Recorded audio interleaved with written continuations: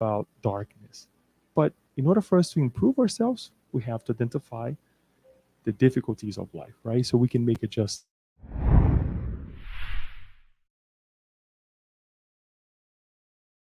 And every time I look at these titles, it's just something. I don't want to take your time, Kirsten, but it's Manuel Filomeno Miranda, Emmanuel. They always bring these really, I don't think it's just a catch title, right? But to really awaken us and say, wait, we can all change. So with no further ado, Kirsten, please take it away. Thank you, Leo. That was a great reminder. That was a most excellent reminder. Just want to make sure that this is going to work. Okay. Awesome. Well, welcome everyone. Oh, come on. We can do better than that. Hello. What about that second row? It sounds a little bit dead over there. Hello. Hello. Second row there. Okay. Third row. Oh, okay. All right. It's a rough crowd out there. Rough crowd. Well, we always want to make sure that what we do here does not feel redundant, does not feel repetitive, does not feel stale or monotonous. Because maybe sometimes, because this is a place of spiritual enlightenment, we're always talking about similar-ish subjects, we might begin to unknowingly tune out the message. And we really don't want that to happen. We really want us to take a moment to, stop and open our minds for a second. And to also just be reminded that those of us who stand at this podium, we have not, nor do we claim, perfected or reached any level even remotely close to perfection. We are just like you guys. We're in the audience too of life, trying to learn, trying to do better. We stumble and we fall. But the point is that we try to keep getting back up again and keep trying our best. We have not mastered this. So by all means, please, we are not here to judge. This is not the point of Spiritism. Only God can judge, and yet all he does is love. So taking a page out of God's book, trying to just be more compassionate, more understanding. Because of the title that Leo brought, Days of Darkness. Who is familiar with a day of darkness that they've had? Or who can say, you don't have to lift up your hand. If you want to, feel free. I know this is a tough crowd. So if you don't want to, it's okay. But if you've ever experienced a day or more of what you might refer to as darkness, you can go ahead and raise your hand, because maybe I'm willing to bet if we all were to close our eyes and I were to ask you to raise your hands, probably I'd say the vast majority would. Am I right? Close? Yeah? This thing on? No? Okay. What about, has anyone ever heard of Dark Night of the Soul? Paul, I know. Yeah, I know that third row. Yeah, I know you guys. Dark Night of the Soul.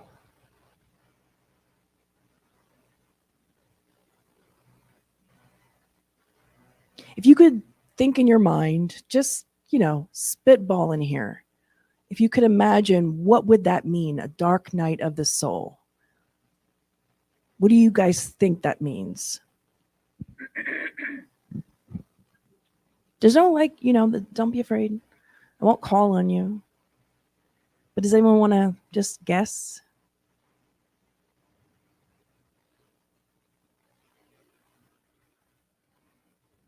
Anybody? Well, go ahead. Be our brave soul. Heavy. Heavy? Isolating. Extremely cut off. Despairing. I mean, I could keep going. I don't want to depress people. That was good. Isolating, despairing. Has anyone ever felt those emotions to some degree? Just raise your hand. Moment of braveness. Okay, we got 1, 2, 3 brave souls. 4. Anyone over here in this section? No? It's okay if you have it. I mean, if you have it, you have it. That's okay. Well, let's talk later because I want to know what your secret is to life. Life is full of challenges. And if you haven't had challenges yet, maybe it's not your time. But a dark night of the soul is a term that's used for when we really go through exactly what it sounds like, what feels like just utter darkness. And Joanna entitles this particular chapter, Days of Darkness.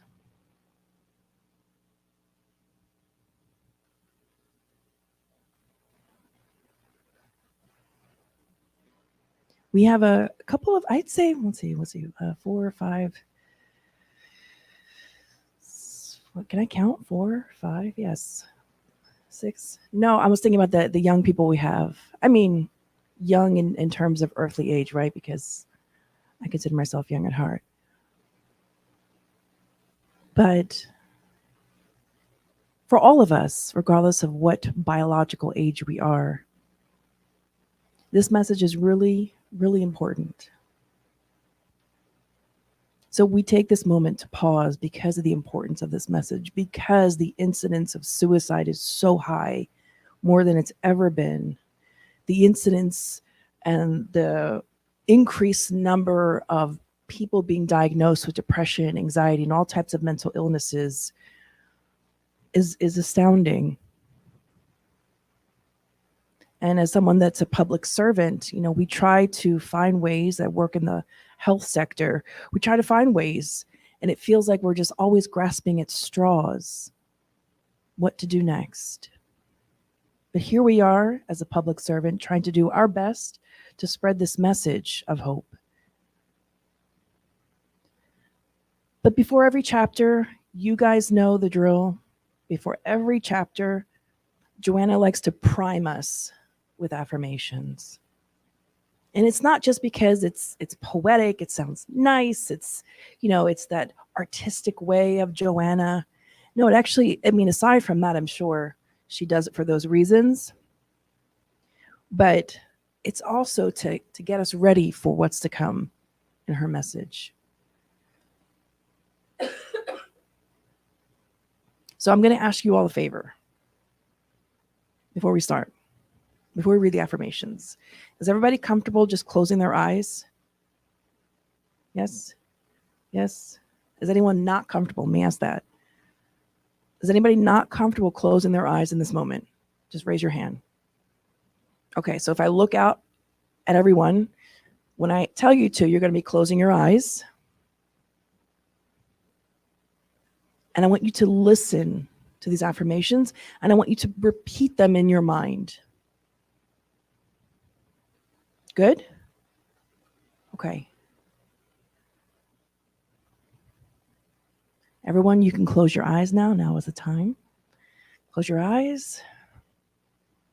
I want you to do me a favor. I want you to put both arms above your head and stretch. Keep your eyes closed. Keep your eyes closed. Put both arms above your head. Stretch, stretch, stretch those arms. Stretch, stretch, stretch, stretch, stretch. Oh, reach the sky. And put them back down. Okay. Now, I want you to center your mind. And I want you just to picture if you could be anywhere in the world in a place that's peaceful, that you could vacation to, that's calm, next to a river, a big field of flowers, a beach, someplace where you can just sit quietly and safely. I want you to imagine yourself there. And I want you just to listen to the words that I'm going to be repeating. And just try your best in your mind to repeat them after me. Divine light envelops me and scatters the outer darkness that used to besiege me with bitterness. I let myself be enlightened. I let myself be enlightened, and all my problems disappear, enabling me to better see the plan for my physical existence. I let myself be enlightened, and all my problems disappear, enabling me to better see the plan for my physical existence. Pessimism vanishes. Irritation is gone. I am destined for success. And I pursue it with a mind enriched with enthusiasm. I am destined for success, and I pursue it with a mind enriched with enthusiasm.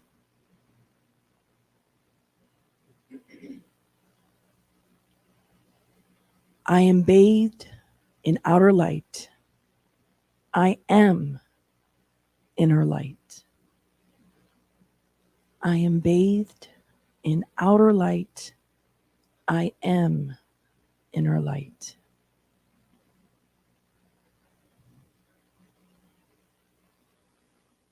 Let us take a deep breath in through our nose.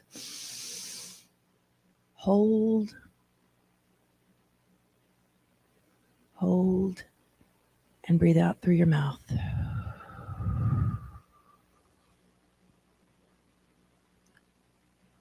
Let's just feel this moment, be present in this moment, keeping our eyes closed. And whenever you're ready, count back from 5 and open your eyes.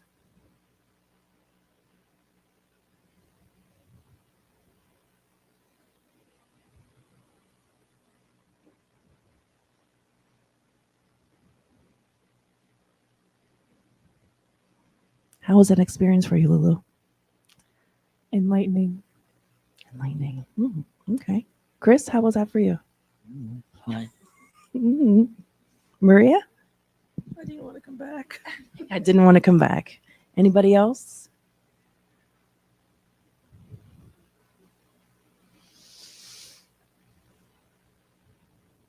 Days of darkness. Joanna starts out this chapter. Coincidentally, they are days that are characterized by a string of unpleasant occurrences. Nothing seems to go right. All activities are mixed up, and facts are depressing and disturbing.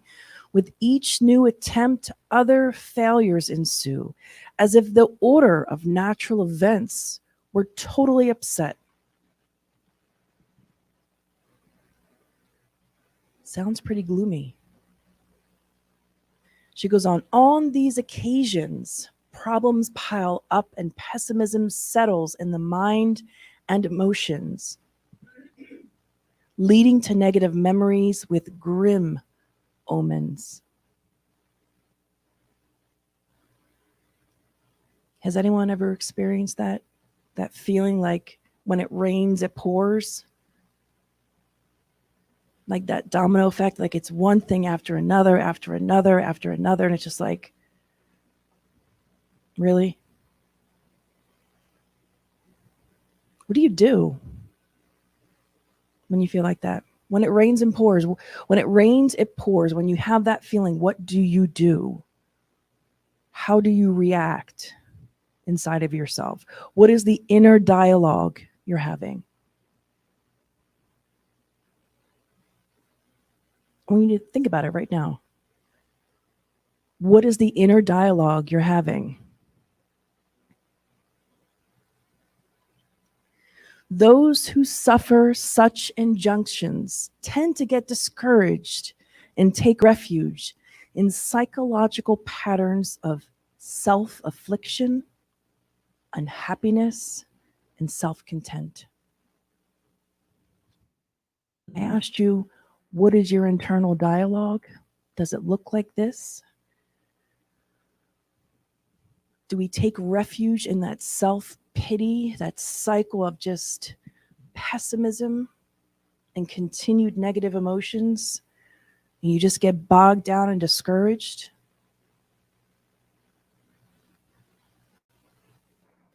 They feel besieged by colossal forces that cannot be fought against, and thus let themselves be dragged along by the contrary currents, poisoning themselves with ill humor.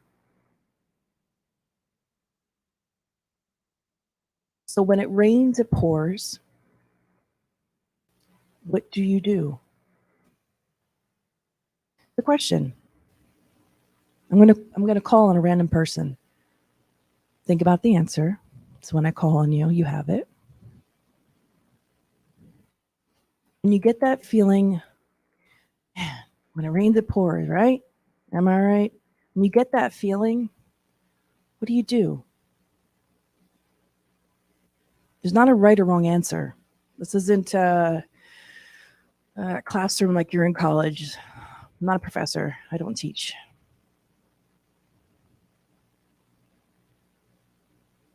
Would anyone like to share?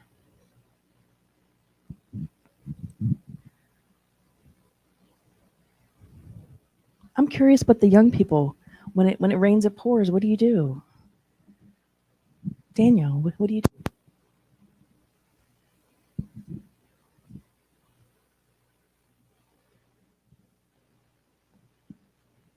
There's no wrong answer. There's no, like go into my room, lock out the world. Just find someone to talk to, I guess. Find someone to talk to. That's good. So you already can recognize, like, okay, let me not sit with this. Did you want to say something, Luciana?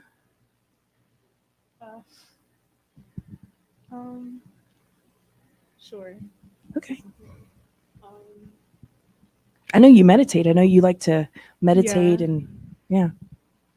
I'd say, like, as a metaphor, wait for the clouds to clear up. I like that. So you try to view it from that positive perspective, like, okay, let's just ride the wave. I like that. Anybody else in that, technically the third row? Anybody else? Okay. Change from frog perspective to eagle perspective. Change from frog perspective to eagle perspective. I like that. So what I'm hearing a lot of you say is that you can recognize it in that moment that you're not in the best way, that you try to have something change your perspective or ask for help. That's good. Even if you didn't, it's not wrong. We're just here to get to know ourselves, to see what it is that we do. Lee, I'm sorry, Lee, did you want to say something? Oh, okay. Are you sure? Am I being invited to say something?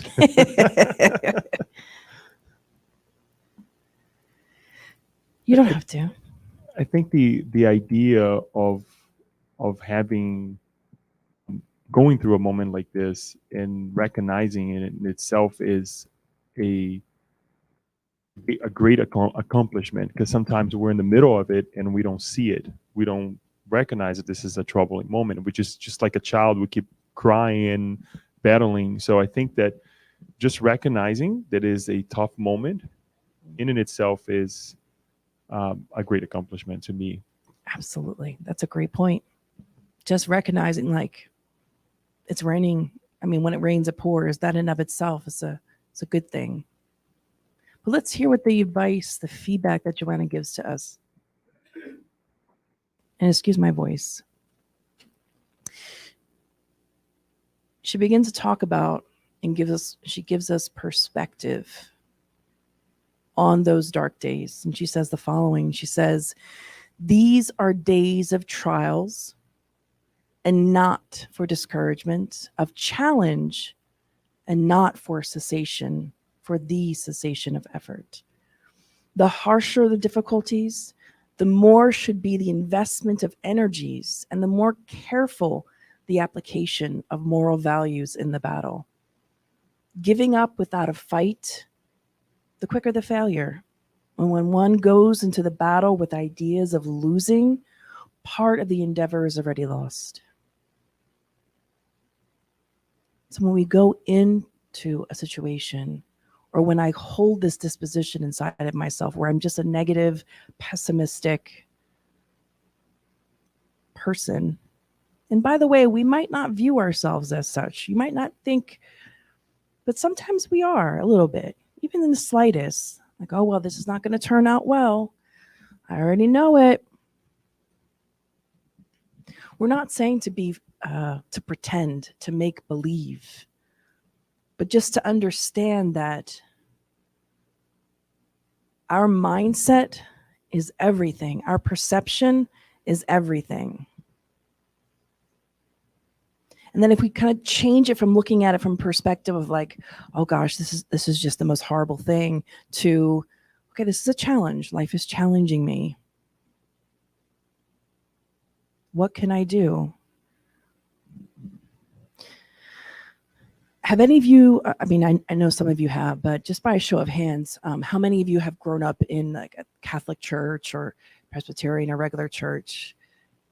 Yeah. Yep. So the reason why I asked that is because there's a famous hymnal or hymn. I always forget what the difference of that is, but anyway, there's a famous hymn that's entitled, "It Is Well With My Soul." I'm sure if I could sing, which I cannot, you would recognize it. It's an old hymn. It is well with my soul. So this particular hymn is sung in churches until today. It's been over 150 some years where it still gets sung, and a lot of famous Christian music incorporates the song as well. Why am I mentioning this? Well, the writer of the song, his name is Horatio Stafford. You probably never paid attention. I never did. I paid attention to who actually wrote the hymns when you open up your hymnal. I think the hymnal is a book, right? Okay, all right. When you open up your hymnal when you're at church, you see a bunch of songs in there, right, that you sing. But I've never paid attention to any of the writers in there. But only recently I came to know of the story, the true story of the gentleman that wrote "It Is Well With My Soul." And he has the most tragic of stories. But much like this little cat, his mindset was that he was a lion, that he was this child of God, and that God was mightier. Horatio Stafford lived in the time of Kardec in the mid-1850s, late 1800s. He amassed a huge fortune. He was a devout Christian, got married, had 5 children, was a very prominent lawyer in the state of Chicago in the mid-1800s. He was a senior partner at a law firm, and he was just one of those rich people. And he bought up a bunch of property in Chicago as well. But something happened. He ended up, those of you might be familiar with the famous Chicago fires. Does anybody remember their history class, the great fires of Chicago? Remember, like this was back in like the late 1800s when like, I don't know, it's like a large chunk, the fire burned for 3 days and most of Chicago was just burned down. So he lost his entire fortune because right before the fires had happened, he had decided to take all of his wealth and invest it into property.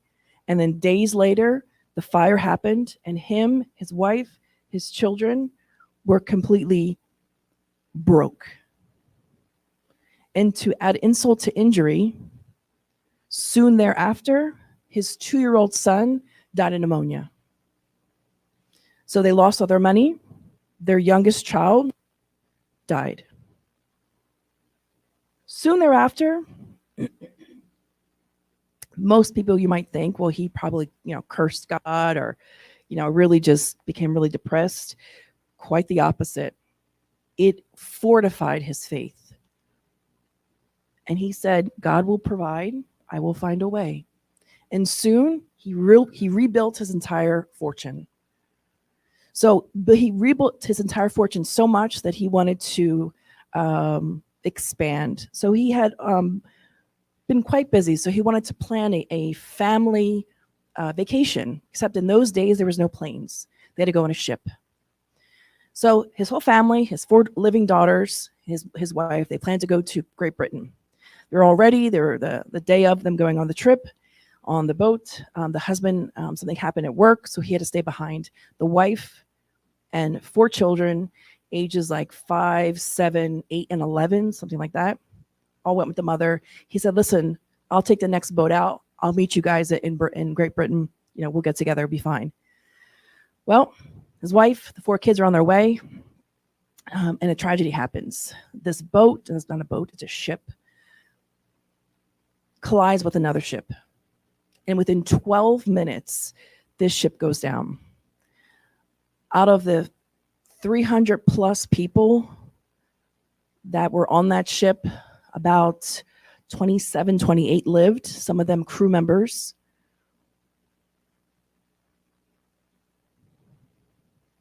"12 minutes.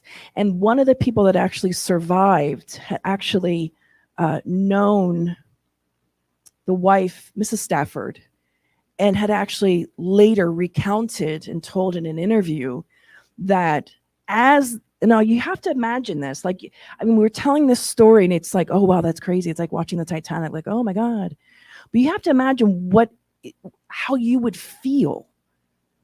I know, like, for most of us in this room, you're not parents, but imagine having your 4 children, the boat is sinking, and it's noted that a witness saw Mrs. Stafford go to her knees and started to pray.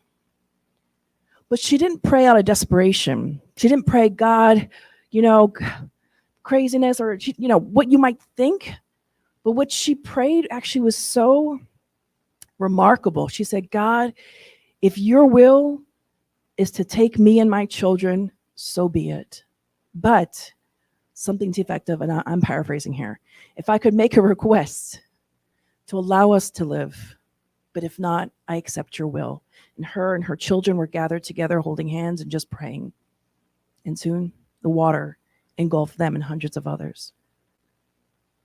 About a day later, a sailor was on his rowboat in the area and saw the wreckage.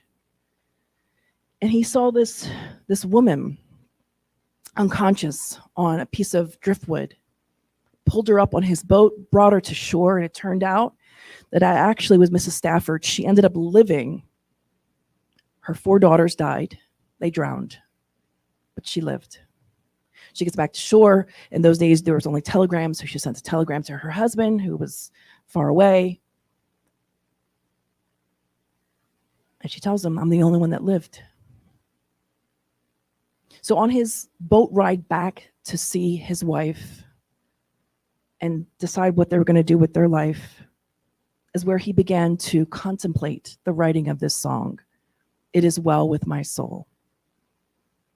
And if you know anything about the lyrics to that song, he talks about that even though God walks us through dark days, and I'm paraphrasing here, this is not verbatim, he always knows and he always knew that it's going to be okay. And this song, this famous hymn, is a testament into this day for this family. Because yet again, when he lost all of his children, and now it's just him and his wife, he did not waver in his faith or in his belief. He did not look at it from a pessimistic perspective. He clung to his faith. He did not give up. He ended up continued his success. His wife had 3 more children. And what did they do with the rest of their life? They didn't lament or be depressed. I'm sure, for sure. Let's not take away from the fact that you lose children, that's difficult. We are sure, positive that they went through hardships. But what they decided to do, they moved to Israel, opened up a foundation for the poor and disenfranchised, independent of any religion. It wasn't a Christian-based foundation. It was a, if you need help, we are here to help you foundation. And they lived out their life until they died helping other people.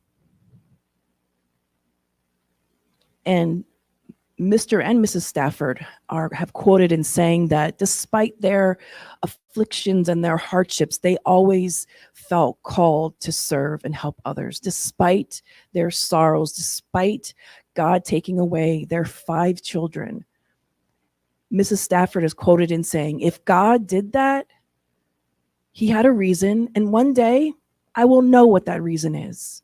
But for now, I'm going to do what I have to do. Now, that part's paraphrased, okay? Probably should, in the 1800s, they didn't talk like that. But it's something for us to think about.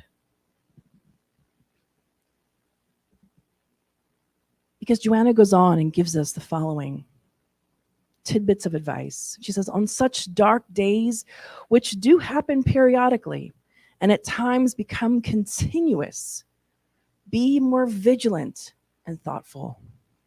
Why did Mr. Stafford say that his faith grew when those hardships happened? Because of this.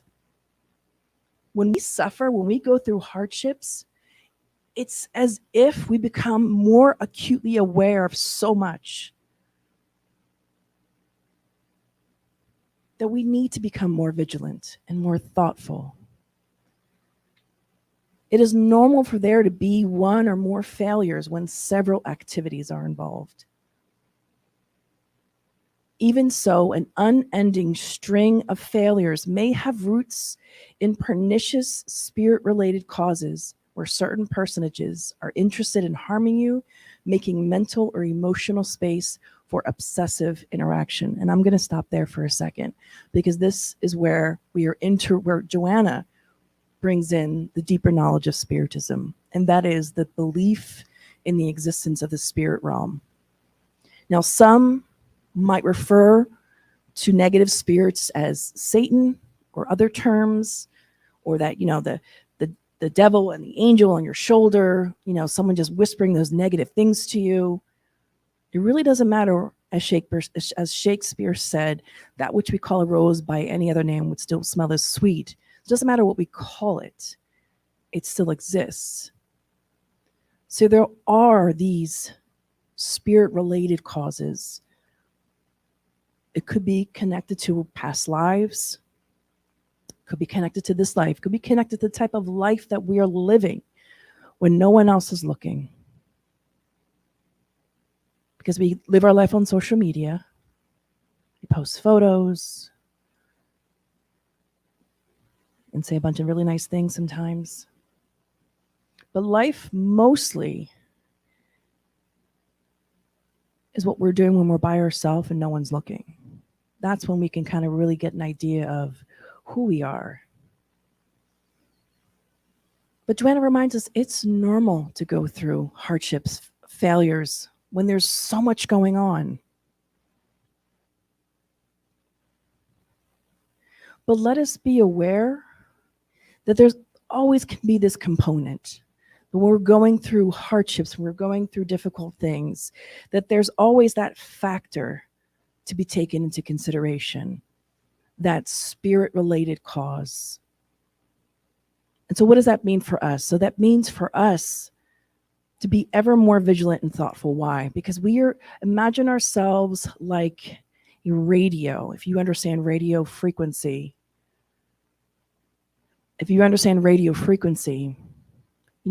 back in the olden days, before there was, streaming services, we had AM, FM radio. So I remember as a kid, trying to fine tune the little dial to, to hit the sweet spot where you can get the perfect connection with the local radio station. So it's kind of like that. What we tune our minds to, we connect with. Does that make sense? So I'll give you a for instance. I notice, and we share this because I don't have any other example. We notice with ourselves that when we begin to watch shows or even live TV or whatnot, if those things are of a negative in nature, in a matter of hours or days, to me, it's quite obvious that how my mood shifts.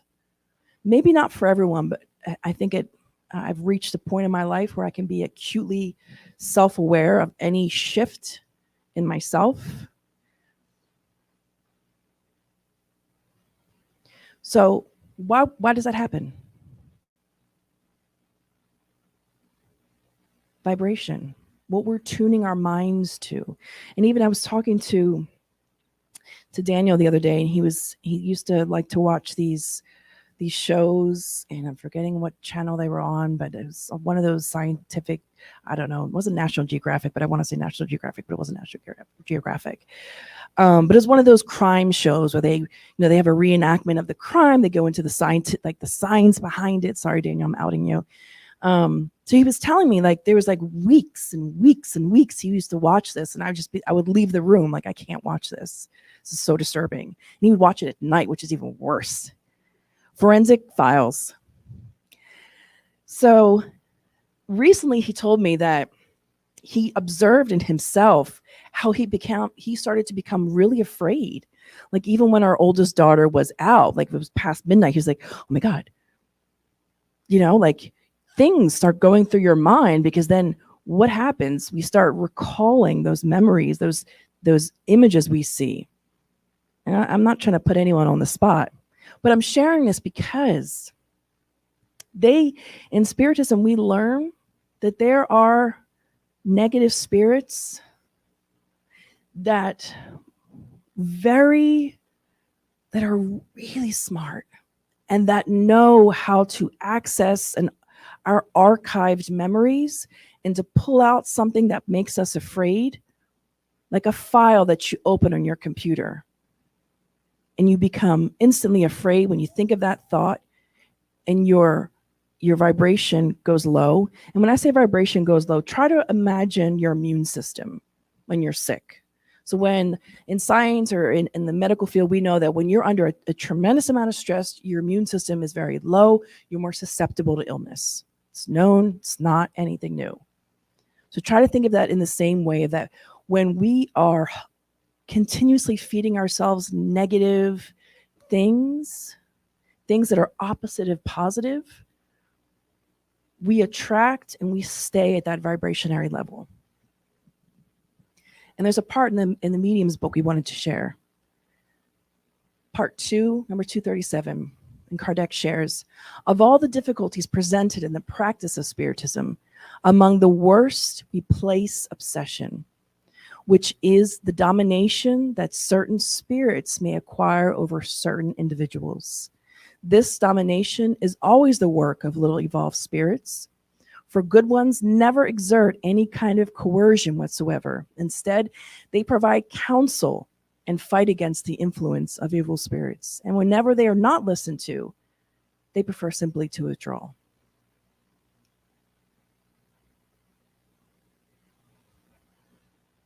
There's a lot that we can unpack there, but because of time, we don't have the opportunity to. But I do encourage you to read if you haven't already. But just to be mindful that obsession, which is defined here, is this domination that certain spirits can have over certain individuals. Let us be aware not to be scared, because fear is an impediment. It's there from our evolutionary standpoint. It's been there. But let us not be afraid to face whatever is before us.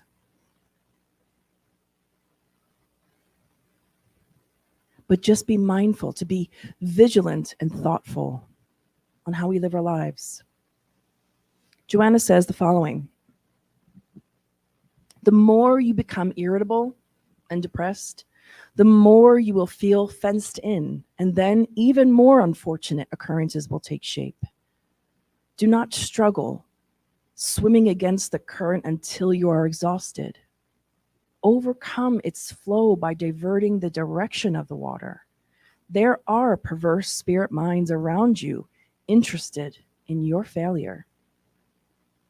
So if you can imagine, there are people in your life just waiting for you to fail. Likewise, they exist in the spirit realm. So instead of fighting, just go with it and learn with it. We're not saying be passive, to throw your arms up and saying, whatever, just give up, whatever. No. We're saying ride the wave to see what it can teach you, and don't be afraid. She gives us the following techniques to help us. She says, fight against their wows with prayer, optimistic thoughts, and unreserved trust in God. Break the succession of mistakes by changing your mental landscape so that you do not empower the perturbing agents.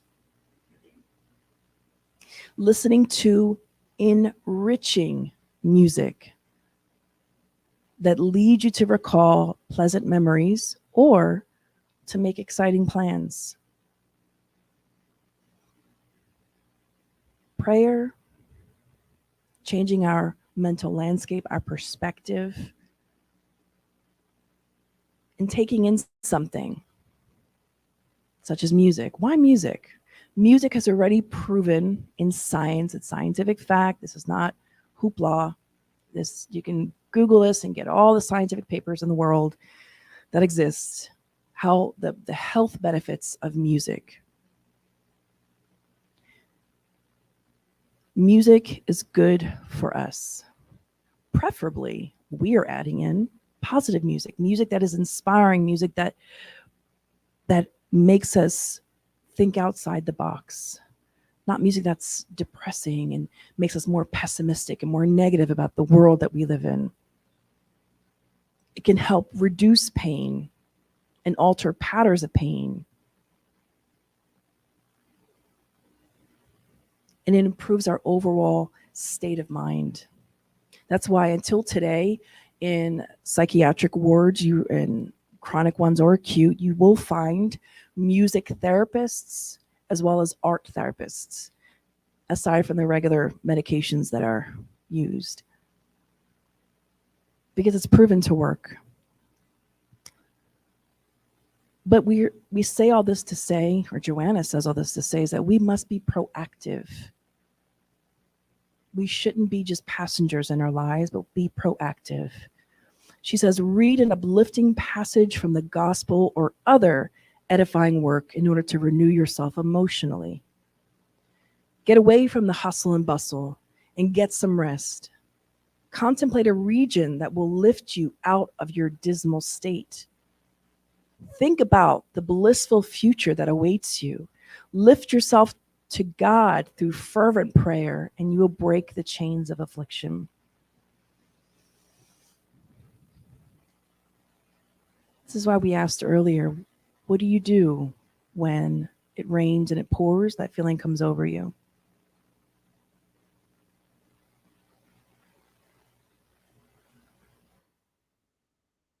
And we wanted to share how important it is to read. How many of you have a book on your bedside table?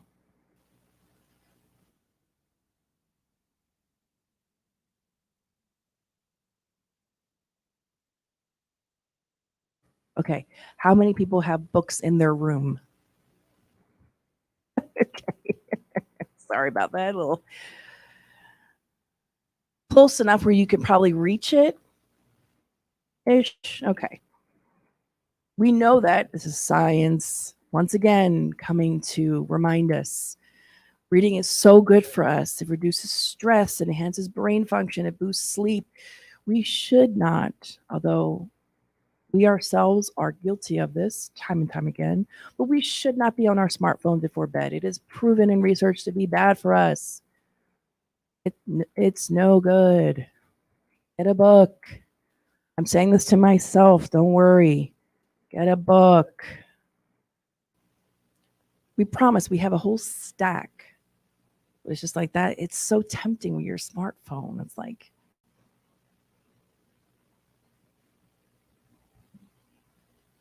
and it expands our vocabulary and improves our knowledge.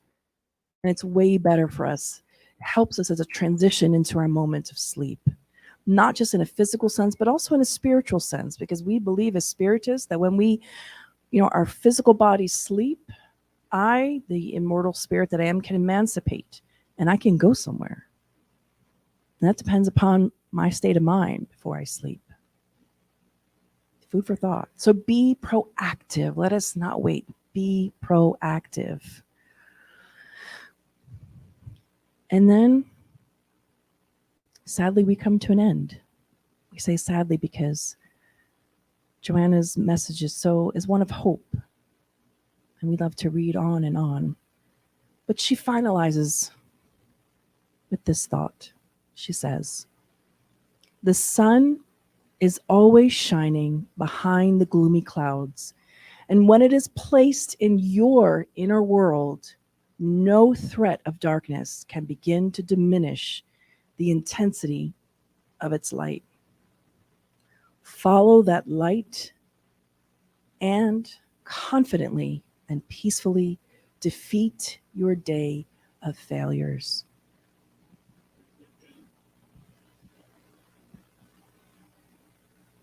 If we can try to create this inner sun inside of ourselves, to connect with that part of us that is the untouched part, the pure part of us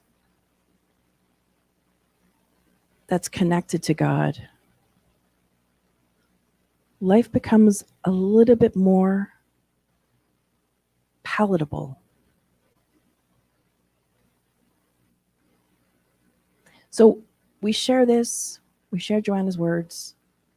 They sound great, like a Picasso painting when you go to the Louvre, and you're like, wow, that's beautiful. But we always say this: what we want, what we hope for ourselves and one another, all of us, is to go home and actually try this on for size, to try to implement this, to go home and make a commitment to yourself to say, okay, I'm going to read something positive every day when I wake up. It can be the Bible. It can be any book that's uplifting, that's positive. It could be anything. There are so many books out there. So we challenge you that, okay, if you want to watch Game of Thrones, if you want to watch, I'm not even sure what's popular now these days, I forget. I don't even know if Game of Thrones is a thing, if God is even, is it still, I don't even know if it's still as popular, but fine if you want to watch those things. But we challenge you to add in some ingredients in your life. By a show of hands, who thinks that they'll be able to do that? Adding in a book, maybe watching something positive on TV, something funny. Funny is good. Can anyone commit to that? Okay, we have the 2 hands, 3. Chris, okay, Johnny, Jeanette, Sarah. Okay, so for those of you who already do it, I want you to commit even more. Commit even more. Push yourself, challenge yourself. We do this because sometimes to watch, much like I shared earlier, sometimes there's that part of us that enjoys watching those scientific, what are they called? Forensic files. Like I know, Paul, some people enjoy it. I'm not here to judge. The scientific perspective of it is kind of fascinating. I almost went into forensic nursing. The science behind it is really fascinating. But challenge ourselves to do something that is out of our comfort zone. So I'll share with you something that I've committed to try to do, is to be friendly. Yeah, we're not saying that in jest. We're not saying that to be funny or to even look good at all. But in recognizing our own shortcomings, and as being an introvert, that's a challenge. Because as an introvert, you stay in your head. You don't externalize. How I ended up with a daughter that's pretty outgoing, I have no idea. But let's challenge ourselves to be something better. That is all. We are at time with 5 minutes to spare. Thank you all for listening to Joanna's words and hearing us dive into the nitty-gritty. I will pass it over to Leo. Stay there. Oh, okay. Don't run. Thank you, Kirsten. First of all, it's interesting, just a follow up on the comment that we made earlier in terms of having a topic. I'm trying to mute this, but it's not muting, so just that's why I'm holding my phone here. That the topic can be in a way worrisome, right? When we come to the Spirit Center, when we are trying to uplift ourselves, and we're talking about dark days, right? The darkness of the soul, whatever we want to call. But at least to me, and I'm quite sure that some of you will share the same feeling, that we have Joanna de Angelis, who has as a friend, a sister that comes and said, look, I've been through this, but there's a way out. We all go through this in the process of evolution. In order for us to get somewhere, we'll go through those moments. And we can see, knowing the spirit, some of the different reincarnations that Joanna de Angelis went through, right? That she went through some troubling moments, right? And now coming back to us and giving us this light. So it's an amazing thing. And thank you for bringing this moment and making positive, because it's very hard to bring a topic like this and share with us in a positive way, right? Even though we have to go deep inside of ourselves and touch in the moments that are not great, but you made it really well. So thank you for that. On that note, I would like to open up if you have any comments, any questions, because I can keep talking here, but that's not the point. I have a question. Can I ask a question even though I presented? Please go right ahead. Are you asking me or are you asking everybody? Asking everybody, hopefully. Asking everyone. Kind of, but I'm really curious to hear your struggles and how you experienced a struggle or struggles, and how you were able to overcome that. And is there anyone willing to share? You don't have to go into specifics.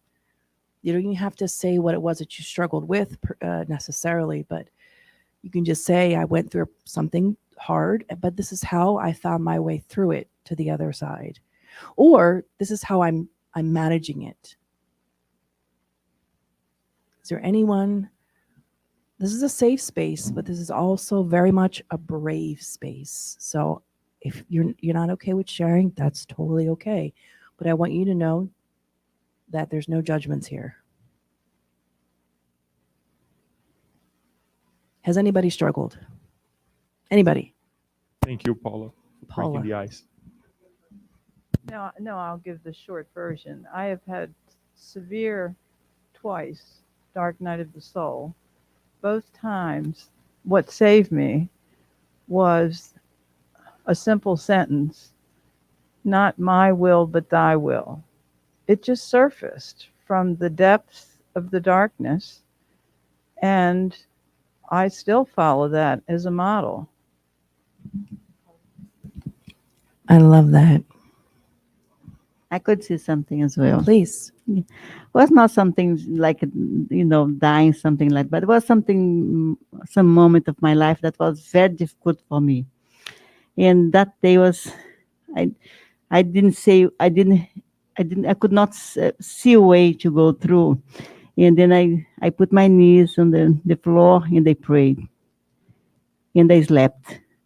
And every day was good because that prayer makes me stronger. And I went through, and I'm fine today. I can add to I won't say anything why, but pray and pray. And I have many books by my night table, and talking with friends and walking and exercising made me go through the dark moment. So I think this is a good recipe, because you don't, not that I'm against you go to the psychologist or the psychiatrist or whatever, that you have to pay. But, these things, for those people that don't want to share with anybody, find a friend, walk, it's free of charge, and have a little animal, have a pet, help somebody, take care of a child, I think do good things. I think that can put things in perspective, because sometimes you think you are on the worst of the problems, and helping others can show that you are you can still help somebody, so you are doing good, so you are not in the worst situations that life can put you in, or you can put yourself in. So Thank you. Any of the folks of the younger biological age want to share anything?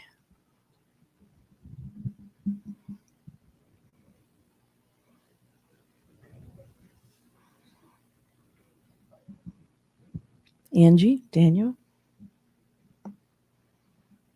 Have you struggled? Have you gone through something, and how have you overcome it, even something small?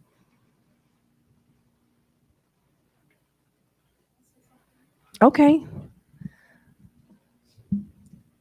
I'm pretty sure they can all agree.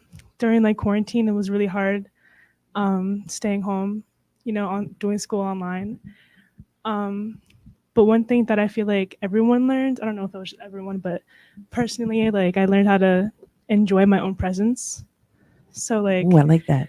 working on that, you can find like who you also truly are, and your like, your truth, your goals.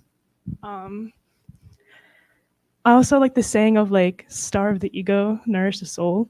Ooh, I love, oh my God, dropping I love that quote. gems. But yeah, I think just being content, with things in life, because nothing lasts, and you learn for those struggles. You like kind of like get out that hole. So like definitely learning to be by yourself, do things that you love, can help you get out of that hole. Wow. I mean, maybe I should have invited you to give the talk. This won't take that long, but this is an amazing synchronicity, because I was reading this selection about an hour before coming. And one of my favorite words is acceptance. And these dark nights of the soul do come in all different levels, but making friends with it to the sense of accepting it, which is also the message that came through tonight. So I'll try to be brief and just read some of this, but this is from a woman named Adriana Atento, who does something called creation meditation. And she wants to talk to you about the darkness you want to keep hiding, your heaviness, the parts you keep in the shadows because they're hard to face and terrifying to feel, your black night, calling it the shadowy raven you keep hidden, caged, and tied down. And though you have rejected these parts of you, let me clarify that you want them too. In fact, you're always wanting them, forever feeling their absence. You see, in order to feel the fullness of your fire, in order to be the exuberance of your light, to radiate the bright sun that is you, your shadowy raven must be set free. This darkness must join forces with your creative expression to become the great fountain of you. Keeping this darkness at bay is like cupping your hand on the fountainhead.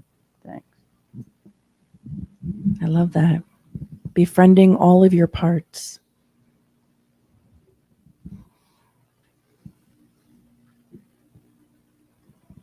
Was there anything that we read today that sparked anything in anyone's mind that made you curious or even something maybe you didn't agree with or were unsure about?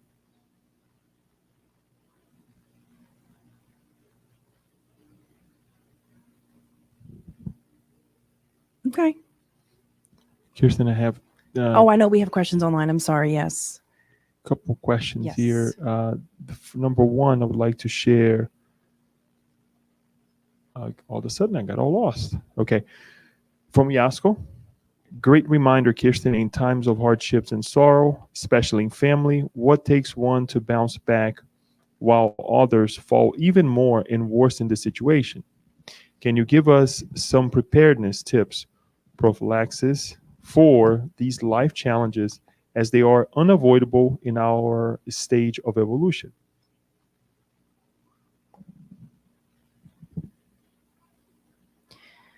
Thank you, Yasko. That's a great question. Don't watch those movies as Daniel was watching. That's number one. Or maybe to diminish those rather possibly disturbing things. But I wanted to speak to the idea of prophylaxis because I find it very fascinating. Because with prophylaxis, if you are living your life, prophylactically, taking vitamins, going to the gym, eating healthy, and you're feeling the benefits of that, feels great.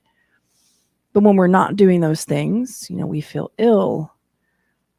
But the thing about our mind is that when we are doing things to be prophylactic, if we're not incredibly self-aware of our own feelings, our emotions, our mind, we might not even take notice of it. It might even begin to take it for granted and might stop it.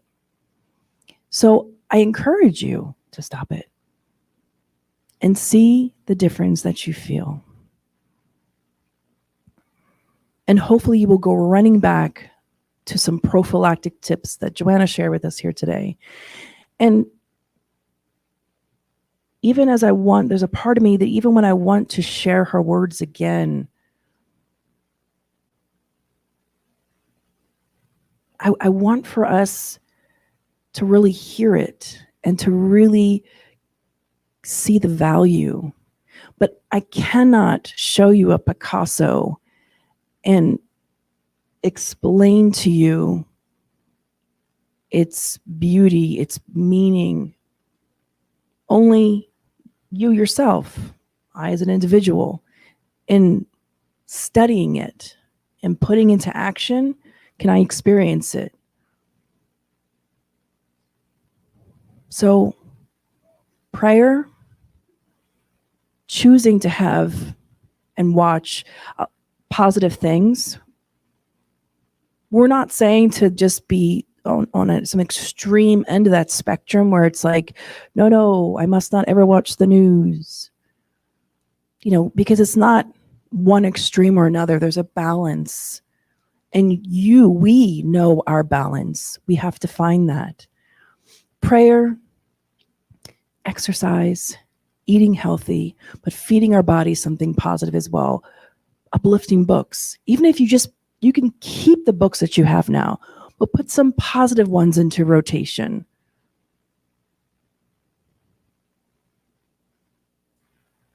Those are just a few of the things that Joanna had shared.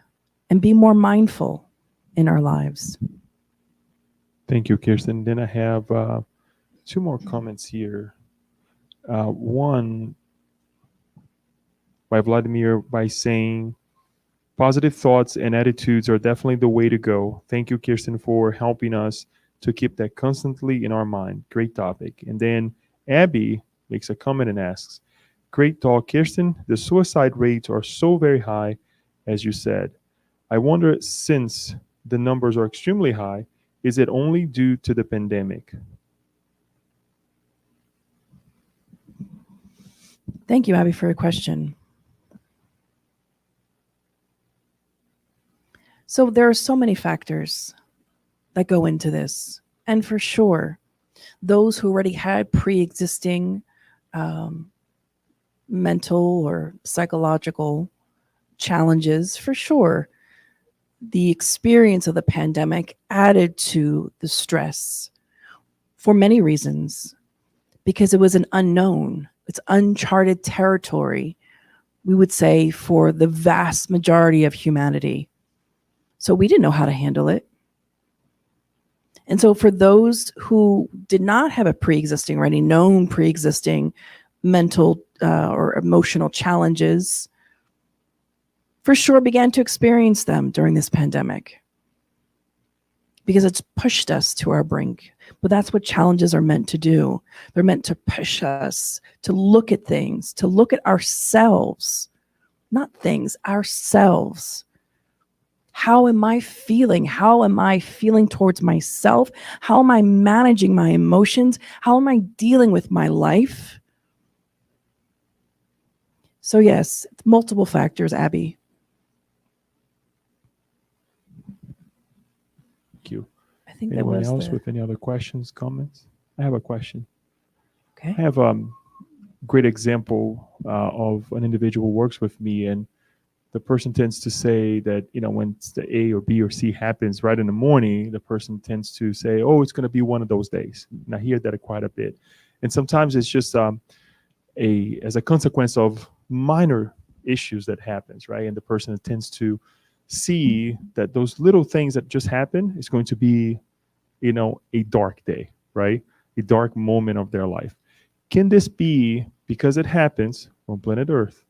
This idea of seeing everything as a darkness as well, as a dark day, dark moment, whatever we want to call, as a chronic illness. And if it is, what can we do to change that perspective?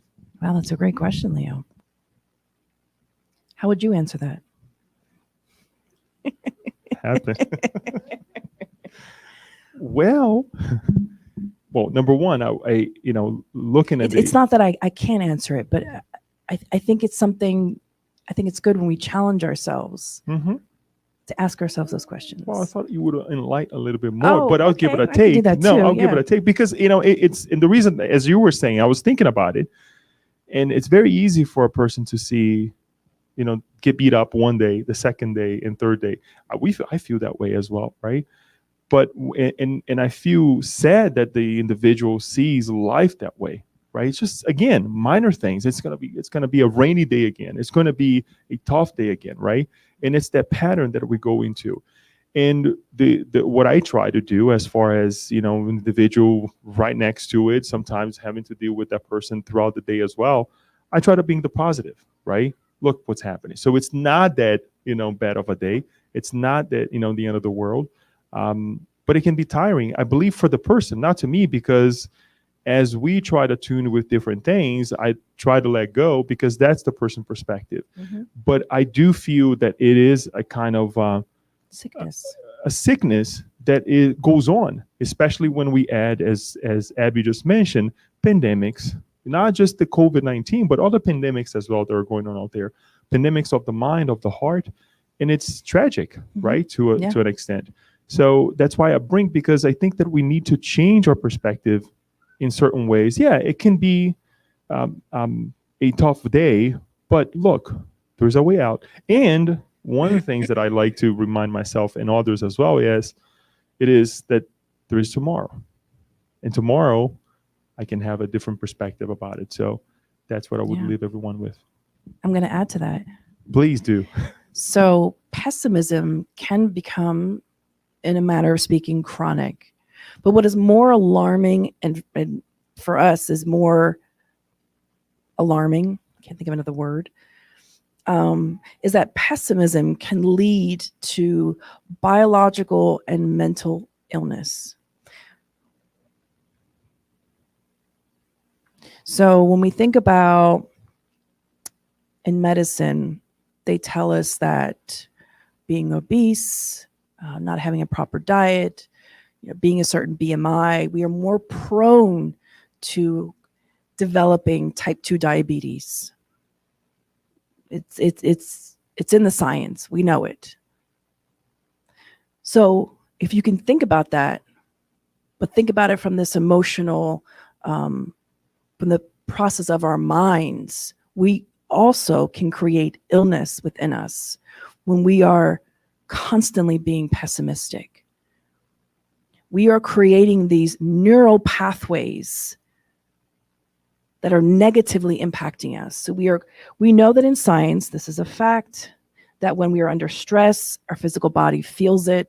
Our immune system is lowered.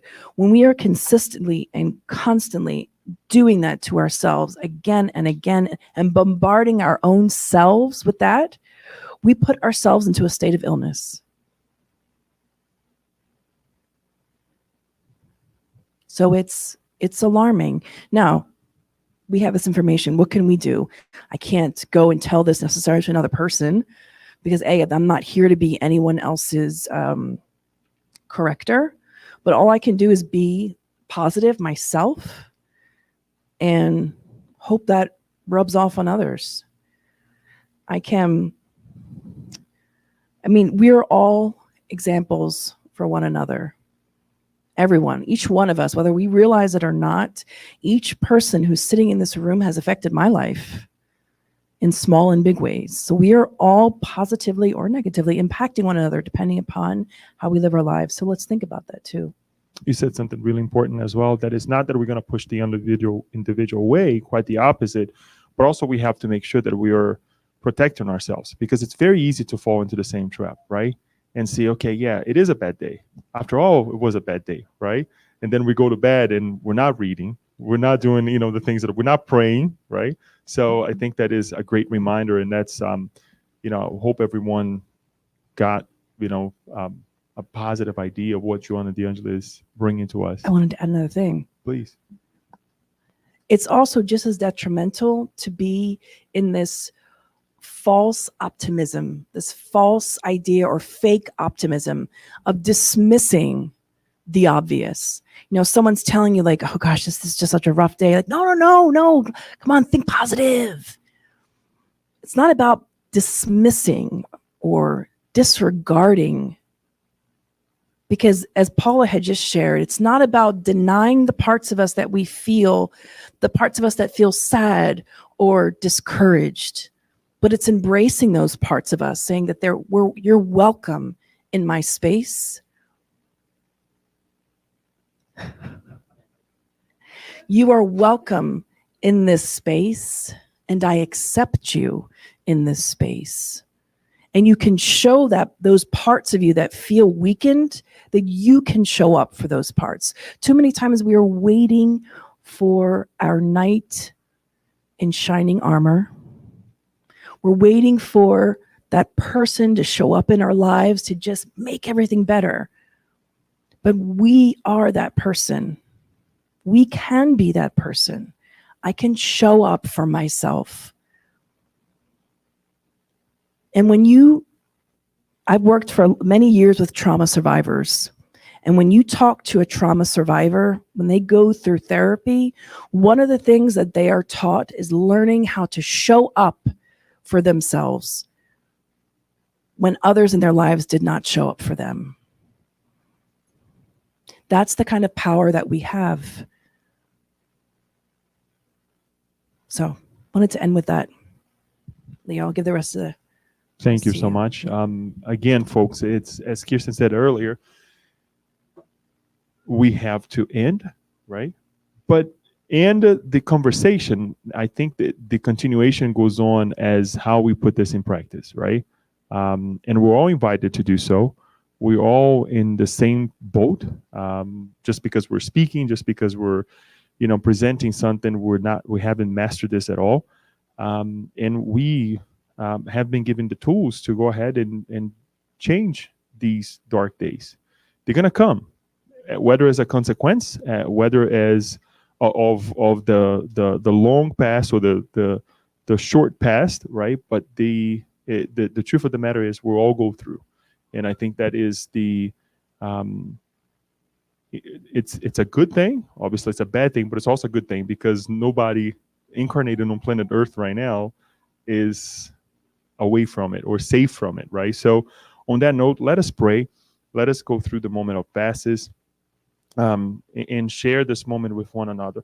As we are praying, as we are receiving the passes, let us think about perhaps the issues that we didn't share, rightly so, because we want to keep to ourselves. the things that we have seen, the things that we know about one another, we can pray for one another. We can ask God, not